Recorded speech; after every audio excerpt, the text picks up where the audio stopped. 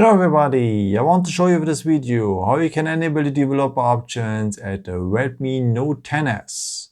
Okay, so for that we will need the settings for, so just scroll down here and then we will have here the symbol for the settings here at the corner, tap it, and now we will need here the first point, about phone. And at this area we will need now the MIUI version number, and we have to tap that MIUI version number for 7 times and we become a developer for the phone.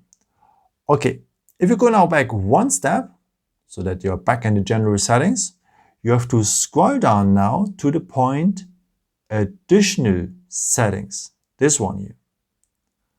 Okay, and now the very last point here, the developer options are now enabled, and we can do now the stuff we want to do, maybe to enabling the stay awake mode or the USB debugging, or may other services you may need. Yeah, and if you're ready with, you can also disable the developer options here at the top. Just tap here next to developer options at the top here, and now they are still there, but if you go back one time and go back there again, and they are disappeared. Yeah, and you can have them back, of course, by just tapping 7 times on the MIUI version number, as I've shown you before. And yeah, I hope I could help you with this video and answer a question.